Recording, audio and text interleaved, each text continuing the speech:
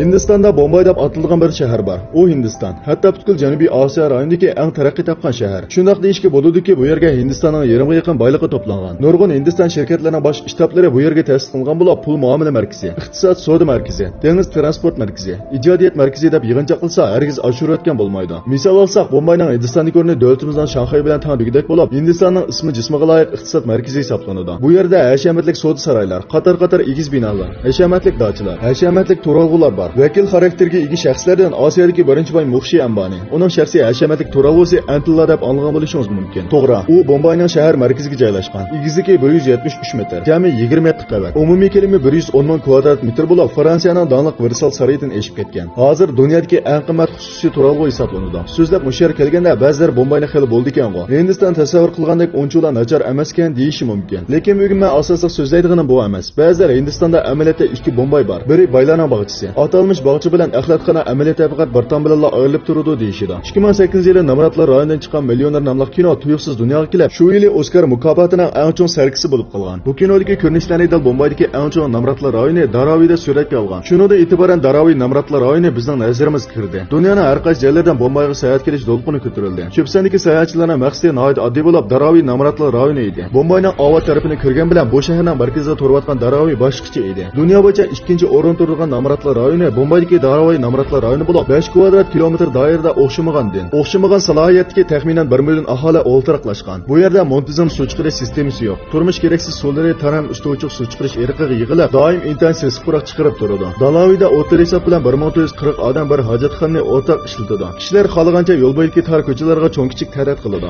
Agar yo'lda manganda ehtiyotsizlikni yiqilib tushganligi hissiyotni tasavvur qila olmaydi. Bundan boshqa bu yerda normal tok kapolati, normal suv bilan ta'minlash sistemasi yo'q. Daraviydagi aholilarga nisbatan har kun tok to'xtab qilish, suv zilib qilish odatga ish bo'lib qolgan. Albatta, eng chong masala yana qistonchilik. Daraviydagi ko'p sonli kishilar ashu tor ham cho'nqir silliq o'rnida kaplarda qistilish o'ltiradi. Odatda bir eg'iz joy 10 kvadrat metrga yetmaydigan kichik kaplarda 4-5 nufusli qo'rayli kishilar o'ltiradi. Ularning tuzukrak karotimi yo'q bo'lishi mumkin. O'zining ayrim hujrasi bo'lishi texmo mumkin emas. Ba'zilar ehtimol sharoit shuncha nachar turqloq, yana nima uchun bu odamlar Daraviyda yashaydi deb so'rashi mumkin. Amaliyotda bularning hammasi turmush uchun degan ikki so'zga munosabatlik. Bombay Hindistondagi eng boy shahar. Bu yerda bir g'arichar oltindan qimmatlik. Uy bahosi nihoyat yuqori. Odatdagi oilalar bu yerdan uy sotib olmaydi. Biroq naqdga kelsak, Bombayning ovatligi yana fursatdan darak beradi. Texmo yuqori kirimdan darak beradi. Navratlar mahallasidagi ba'zi kishilar to'g'an qatlamda jantalish bilan bir vaqtda hamon bir kuni boylar rayoniga ko'chib kirishni orzu qilmay qolmaydi. Sirtqi dunyoga selishtirganda bu yerga kishilar bek to'g'ri, ichag'irtishga arzimaydi. Amaliyotda bu gap butunlay to'g'ri emas. Bu yerda o'xshashdan nurg'un aktiv energiyalik kishilar yuz beradi. Bular oddiy ham ulug' hikoyalar. Videodagi erning ismi Bob. Ilgari Namratlar mahallasini maxsus qonunsiz tok bilan ta'minlagan, ammo vaqt qarshi posh qilingan. Shuning bilan turmush uchun faqat boshqa tirikchilik yo'lini izlashga to'g'ri kelgan. Bu vaqtda u eski tushgan narsalarni yo'qchilarni boshlab, sulyo axlatlarni turga ayirib ratlagan. Bu bir to'p kishilar Bob yollagan xodimlar bo'lib, qattiq issiq va sesiq quruq tarqalib turgan muhitda ularning boshqa tanlashi yo'q edi. Axlatlarni turga ayrilgandan keyin maxsus mashina bilan ezib yuvib, oxiri sanoatning eng dastlabki xom ashyosiga aylantirib, yig'ib savdogarlarga sotadi. Bu kishilar o'rta hisob bilan har kuni taxminan 5 Amerika dollari haq qiladi. Uning ustiga bu xizmat intayin xatarli. Ular hech qanday qo'g'danish tadbiri qo'llanmagan. Masalan, qo'lni qo'g'daydigan pala yo'q ahvol aslida quruq qo'l bu sanoat axlatlari, davolanish axlatlari qatorliqlar bilan uchrashganda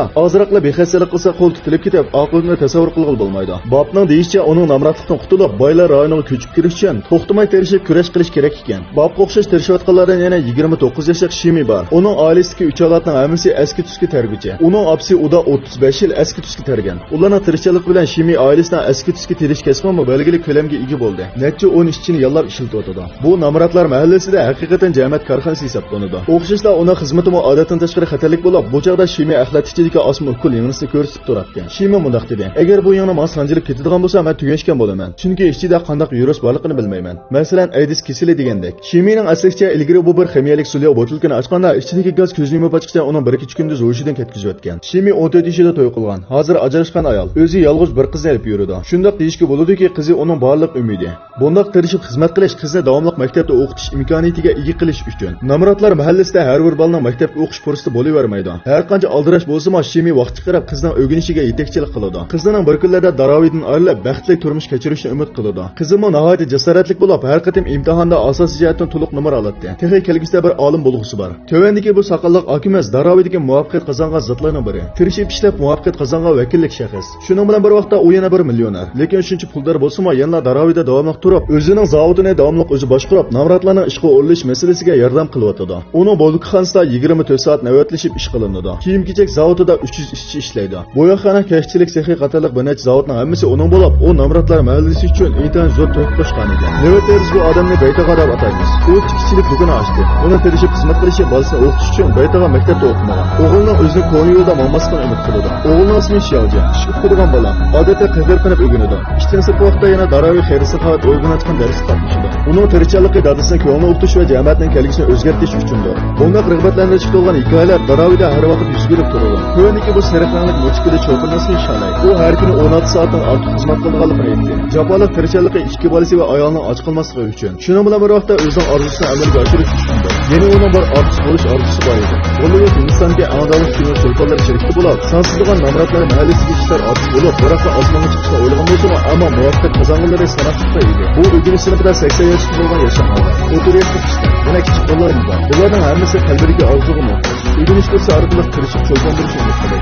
Xalayning o'qituvchisi aytishicha, u nihoyatda talant ekan. Uni kirishib tarbiyalaydiganligini, hammaga fursat yaratib berganligini aytdi. Oxiri orzu reallikka aylanib oldinga turmoqda. Valini Shalayga bir fursat etib berdi. U qismini surat berish qatnashida. Uning ustida film ishlovchi Shalay va boshqalarning o'yinini o'zi ko'rdi. Shalayning o'yini tabiiy. O'ziga ishondiran kuch bilan bo'lib, orzu qatorida reallikka aylanadi.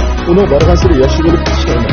Daraviyadagi kambag'allar mahallasi ishlari uchun o'tganda, ular turmush va xizmat uchun bu yerda davom ettirishga majbur bo'lgan. Bu Bombay shahri ularni sig'dirgan birdan-bir joy. Shunga namoratlar mahallasiga elib o'tganda biz bu yana nuqul yaxshi yomon deb hukm qila olmaymiz. Bu balkim bir qism kishilarni ozodlab tushi. Shunday yana bir qism kishilarning umidi ham balqisi bo'lishi mumkin. Mazkur filmning turmushini og'irmayotgan kishilarni uyg'otishni umid qilamiz. Agar mazmunni yoqtirgan bo'lsangiz, Sinchoq salonining taraqqiyotini qo'llasangiz, yulduz belgisini bosib qo'ying. Oxirida bizni izchil qo'llab kelayotgan sizlarga chin yurakdan rahmatimizni bildiramiz. Ham ishlaringlarning vatanimizning yaxshi siyosatlari orqasida texmo ustuqdan ro'naq tepishni umid qilamiz. Dunyodagi ajoyib g'aroyibotlar.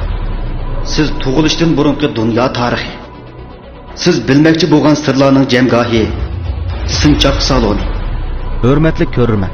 Agar dunyodagi ajoyib g'aroyib echilmagan sirlarni bilmoqchi bo'lsangiz, undaqda siz Sinchoq salonini qo'shib oling va do'stlaringizga tarqatib qo'ying. Salon izlash nomi Sinchoq.